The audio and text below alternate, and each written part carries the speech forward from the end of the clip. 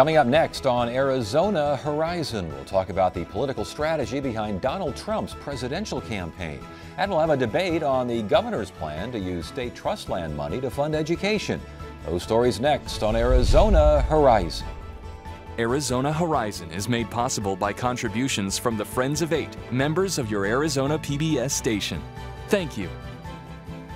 Good evening and welcome to Arizona Horizon. I'm Ted Simons. Republican presidential candidate Donald Trump made a much publicized campaign stop this weekend at the Phoenix Convention Center. Here to talk about Trump's campaign strategy is ASU political science professor Rudy Espino. Good to see you again. Thanks for joining us. Thank you for having me. Is Donald Trump a serious presidential candidate? Define serious.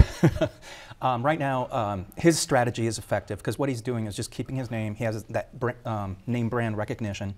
And his goal is effective for the short term. He wants to be able to make it into the Republican primary debates, right? There's that cutoff. Right. Because it's a very crowded field, and his polling numbers show that he's going to make it. So I guess when a serious president, is he a viable presidential candidate? Is there a chance in the world he could be sitting in the Oval Office? I think it's very slim that he would be sitting in the Oval Office, because while his short-term strategy is effective to make that primary debate, once he moves to the general election and he looks at certain battleground states, he's offended a lot of swing voters, especially in certain battleground states that have a significant Latino electorate, such as Nevada, Colorado, North Carolina, just to name, Florida. He's just alienated that big block of voters. He says that he's going to charge Mexico $100,000 for every undocumented person crossing the border, that Mexican government is sending undesirables, much like the Cuban boat lift situation, sending undesirables to America. What's he saying here? Well, he's playing a race card, and he's appealing to what you might call a nativist base within the Republican primary electorate. And what he's saying does resonate with certain voters, but they are not the majority of voters when it comes to the general election. So, and the famous quote, they're bringing drugs, they're bringing crime, they're rapists, and some, I assume, are good people. What's he saying there? Well, he's backtracked a little bit, right? When being called out on some of these quotes, he said, well, no, I love Mexico. I think they're great people. But at the same time, he's saying some really offensive things that Latino voters come next year will not forget. You mentioned nativist, the element there, but why is he doing as well as he is doing with Republican voters? Well, look at who's the block that he's appealing to. They're not the majority of the electorate, but what he's saying does resonate to certain voters that subscribe to an opinion or belief that jobs are being taken away, our country's being taken away by these hordes of illegals swarming across the border and taking jobs away from true Americans. Is there a region of the country where you could say it was his base, his stronghold? Certain states that probably have seen a significant rise in the Latino population, which explains why he came here over the weekend. I mean, we've had that rhetoric going on for decades, and the person at the forefront of that, of course, is our own Sheriff Joe Arpaio, who appeared with him. Yeah. He says he refers to the silent majority in his speech. Now, those of us old enough to remember that was a huge calling card decades ago. Haven't heard it recently. What's he saying with that? Well, he's saying that our country has been taken away. And that silent majority quote goes back to Nixon. And it was an effective strategy. That famous Nixon ad, protests, riots, cities are burning down, and showing the riots in urban, Los Angeles, which we've been having recently, right? It's been in the news with all the protests in Ferguson, the protests even in South Carolina, and to say something to that base that says, hey, your country's been taken away, you've been quiet too long, put me in office and I will help you take our country back, is what he's saying. I think the quote in Phoenix was, don't worry, we'll take our country back. Yes. And that is appealing to folks, again, this silent majority who see jobs leaving, who see values leaving, morals leaving, the whole 9 yards. Yes, jobs being outsourced or jobs being taken by newer immigrants, or even people that are opposed to affirmative action laws. This is what he is. That message is resonating with that group of voters. As far as the Republican Party, again, in the primary, he says he inspires more than Mitt Romney. Is he correct? At this point, yes. But that is because he is a flamboyant character. So if you go see him, you don't know what you're going to get. And, you know, it's a circus show, frankly, and people may like to see the show right now. But moving forward, what voters will want is somebody in the White House who is going to be presidential.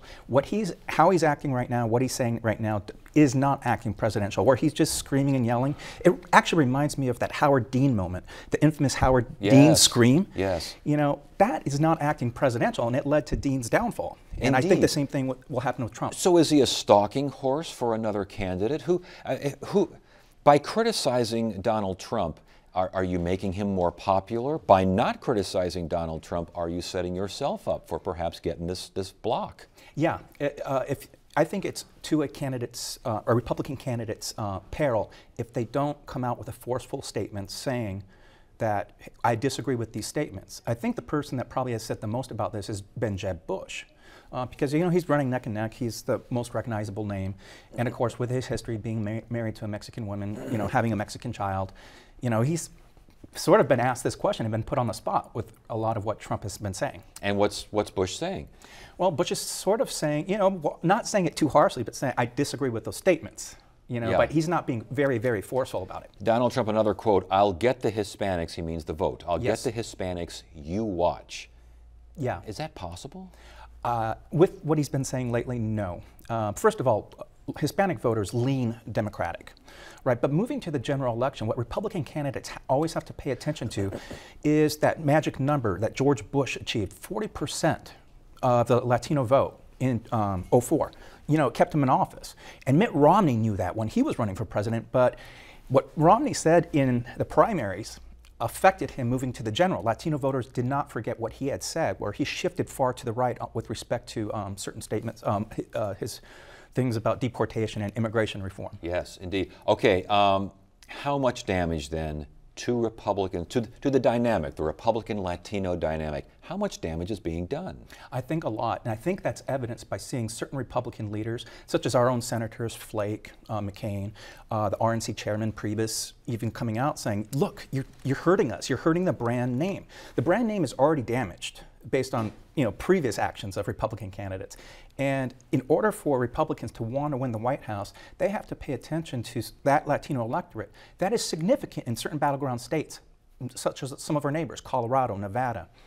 And if you can't win that vote in those states, then you have no chance getting into the White House. But back to the stalking horse argument, could it not be said that he's so far over here on one side that it allows presidential candidates to come in and look more magnanimous and look more concerned regarding immigration in the process because they're not Donald Trump? Well, it remains to be seen. And I think that what we're going to want to watch is how that debate's going to transpire. Because I guarantee that debate with 10 Republican presidential candidates and Trump is going to be on that stage, his position, his comments on Mexican immigrants to this country will be a source of contention. That will come up. And I think that will be, a way to test whether it's hurting these other Republican candidates or not. Last question before you go. Compare him to Jesse Ventura, Arnold Schwarzenegger, other larger-than-life folks who got into and were successful in politics. Yes. So you have certain actors or athletes that are able to launch themselves into politics. Why? Because of the name recognition. And that is what Trump is enjoying right now. But if you look at back some of these actors and athletes, you know, they're not out there as flamboyant and as wild as Trump has been lately. So, so he's just living on his name recognition right now, but the statements that he's doing, the ties that he's losing, he's sinking himself. All right, good to have you here. Thanks for joining us. Thank you.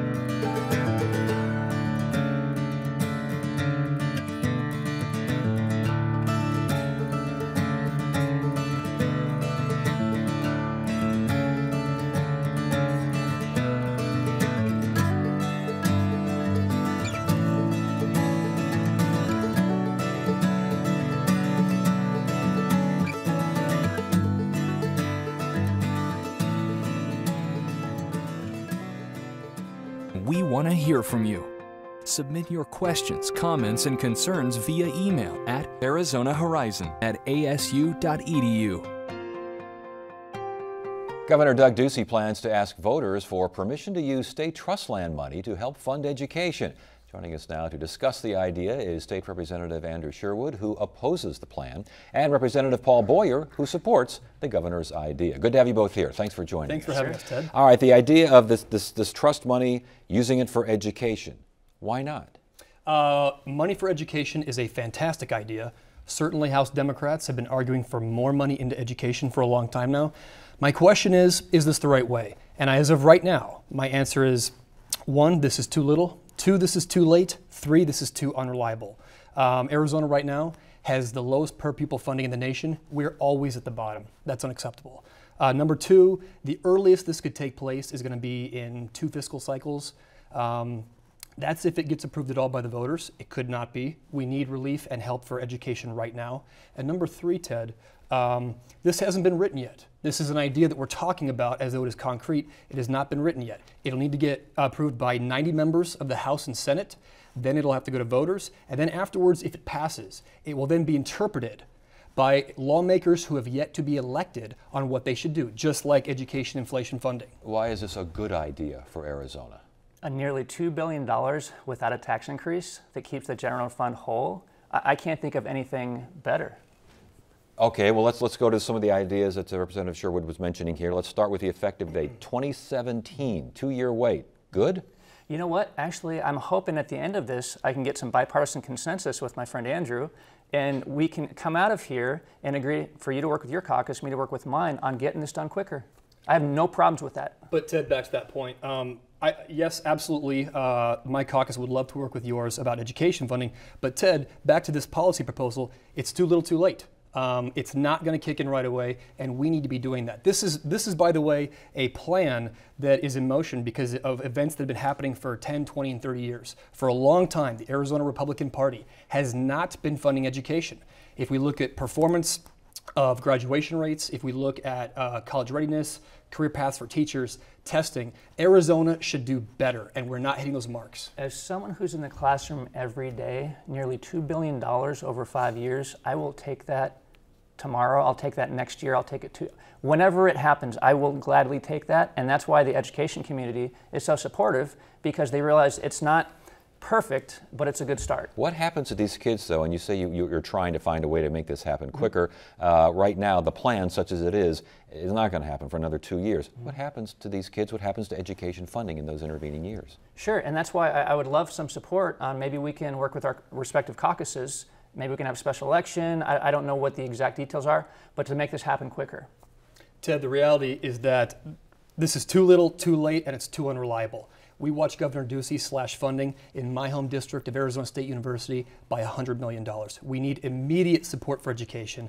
And I want to be clear that this isn't the only way that we can throw some money at education. We have an entire budget process which for a long time has been done in the middle of the night by the majority. Well, but quickly now, the idea, though, is that the legislature, as it stands with this process, is never going to increase taxes for education or much of anything. So why not take what this offers, knowing that the alternative simply isn't viable? Great question. Step 1, I'd put a pin in this and say this is an interesting idea, but it's not ready for prime time. Step 2, what I would say immediately moving forward, go into the Ways and Means Committee and say this committee should not slash revenue in the ways that we've been doing. Now, budgeting for state government is nothing like budgeting at your house, but let's say that it is. You could not and you would not lower revenue if you already can't make your bills add up. What the Ways and Means Committee does every year, Ted, is it goes in and it removes hundreds of thousands of dollars in money that the state needs for spending. Then when I go to work on the budget process and I say, look, I've got single mothers who need help with safety nets. I've got educators who have these issues going on. Can we pay for it? The Republican majority says, I'd love to help you out, but we don't have the money. Here's the bottom line. This is new money. This is not replaced. This is not bait and switch. This is new. This is $2 billion of new money for education funding. In 2010, do you know how much the state trust land gave to K-12 education? 0. moving forward, this is a game changer as far as I'm concerned for education. Is this new money, or is this money going to be used to satisfy the inflation lawsuit? The governor's already said. Sorry for. Well, please, yeah, please. The governor's already said that this is new money. This is not going to replace the funding lawsuit. I'm your education chairman. I wouldn't support that. So you have the governor and your education chairman saying this is new money in the classroom. Respond quickly, though. As education chairman, we hear from the other side that year after year it's not being addressed, not being properly addressed at the legislature. And while this is an interesting idea, why isn't the traditional, more readily acceptable idea being offered? Meaning? More money from the legislature. Ted, we've tried to increase funding for education. I was on staff during the fiscal crisis when I saw members who took federal stimulus dollars. They were philosophically opposed, but they accepted it because they wanted to mitigate education cuts. I've seen Republicans refer a sales tax to the voters for education funding. I mean, it's not accurate to say that Republicans haven't worked on education funding. We have. Let's be careful to say that this could be, in fact, a bait and switch. I don't doubt that my colleague here is sincere. However, with 90 members at the Capitol and with the governor, who I've not spoken with about this, I don't know that this could be carried across the finish line and then have a budget that goes with it moving forward, where you say, yeah, we're going to add new money in, but not decrease money over here in the left hand. That's one of the problems that we're facing. Yeah, I've heard that this would just justify more tax cuts in the future. You get the money from one direction, here come the tax cuts in the other. Is that a valid concern? No, because like I said, the governor and myself, the education chairman, we've already said that that's not going to happen. So moving forward, I mean, that's solid. He says it's not going to happen. What this man says happens or not happens is fine, but there's 89 other members. He can't speak for all of them right here today, or governor, or a fact pattern that's changing. We elected Tea Party members in 2010. A lot of them have matriculated into becoming leaders in the Republican Party right now, and I don't know that they share that sentiment. With that in mind, $1.8 billion over 5 years, around $3 billion over 10 years, yes. And then it sunsets, which I want to ask you about the wisdom of that. But $10 billion, I mean, $3 billion over 10 years, 1.8 over 5, and you're saying no? I'm saying that we should throw money at education. I'm saying that this is completely unreliable. It would be fiscally irresponsible of me to support this proposal right now. Is it fiscally irresponsible to allow this money coming in at these percentages, and then after 10 years, ba-boom, it all goes away? I don't see why we shouldn't use a state asset whose intended purpose is for education funding. And let's talk about the mechanism. So Proposition 119 gave us $80 million based on 2.5% of the valuation of the trust. This bumps it up to 10%. I don't see why we shouldn't use that as an asset that's already intended for this exact purpose that has to go towards education. Why should we not use that for education funding? Why not? Paul, don't you guys get any heartburn over the fact that a lot of the money from this that it's anticipated to generate is going to drop off after the first 5 years, after this governor gets reelected? I feel like so often here in Arizona, we're not doing long-term solutions. We just kick the can down the street through one more election cycle, through one more session, or whatever. This is not a fix. And by the way, it's important to recognize, I'm still saying absolutely yes to more money. Nobody's more pro-education at the Capitol than the House Democrats or the Senate Democrats. But if this passes through all these hurdles and all these variables, we will still not have nearly enough money for Arizona education institutions to be where they should be on a national playing field. So you're telling me if this comes up on the board, $2 billion for K-12 education, you're going to vote no? Paul, I'm telling you, I would love to see what this proposal looks like in final stages at the legislature. But right now, there's other solutions we should be pursuing, and that this to me does not look like a bulletproof plan for Arizona. And by the way, it's still not enough. It is so important to recognize Last that. word. K-12 education funding, $2 billion without a hit to the general fund, without raising taxes as a teacher, absolutely. We need this money, and I'd like to see it happen quicker. Got to stop it right there. Gentlemen, great conversation. Good to have you both here. Thanks for joining us. Get the inside scoop on what's happening at Arizona PBS. Become an 8 Insider. You'll receive weekly updates on the most anticipated upcoming programs and events. Get the 8 Insider delivered to your email inbox. Visit azpbs.org to sign up today. A local exhibit showcases the historic role of sports in the lives of American Indians. Producer Christina Estes and photographer Kyle Mounds take us to the Herd Museum in Phoenix. called Beautiful Games, American Indian Sport and Art. It begins with the early games of skill, like archery and darts. They go back for hundreds of years. The exhibit features more than 150 works and artifacts. About 50 are on loan. It's quite a treasure. A treasure compiled by assistant curator Marcus Mononecki, We actually have 4 Olympic medals in the exhibit.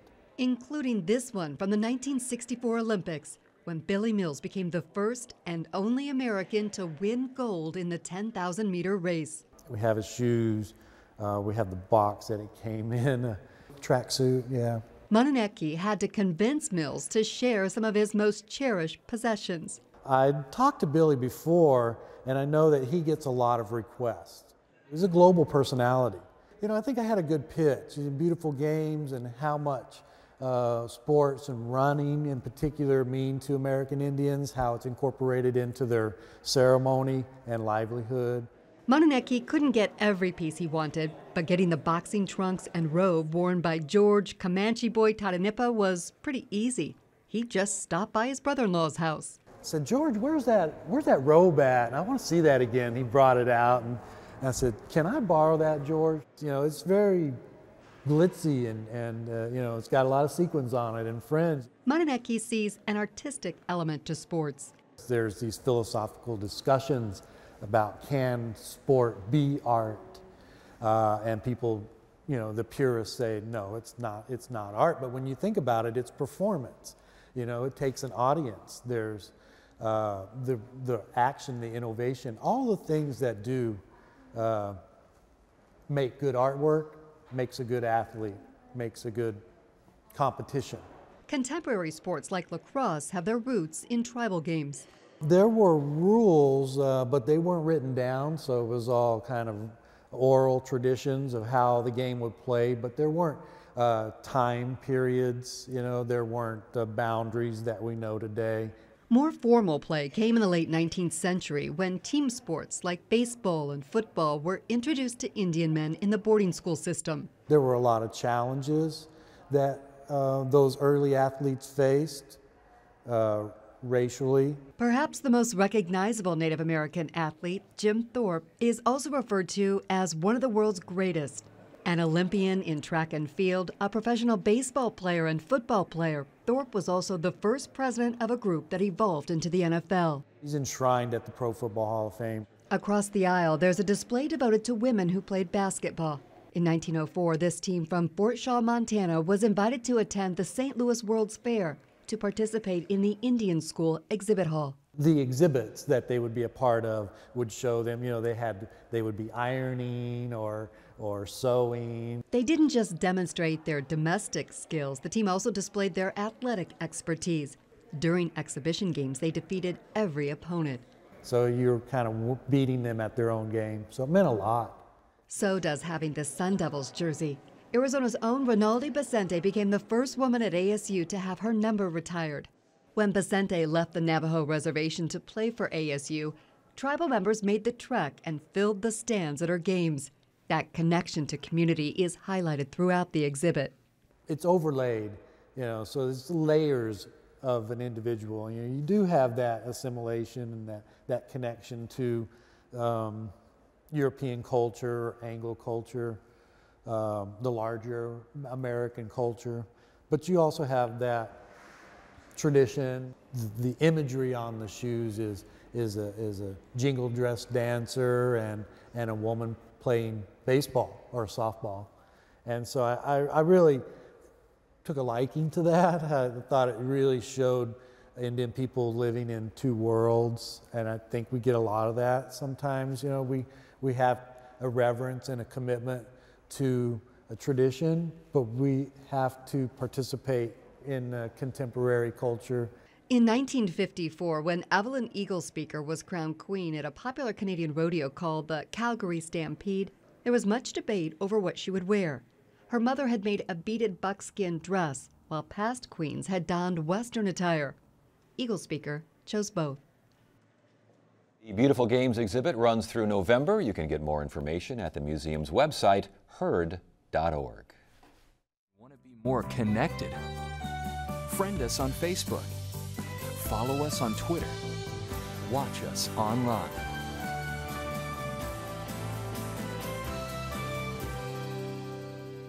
Tuesday on Arizona Horizon, we'll hear about the legacy of a longtime Arizona education lobbyist, and a local author will talk about what it takes to self-publish a book.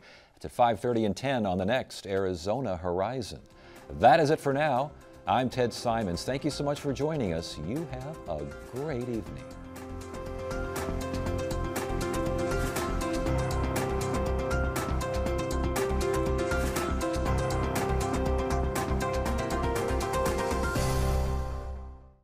Arizona Horizon is made possible by contributions from the Friends of 8, members of your Arizona PBS station. Thank you.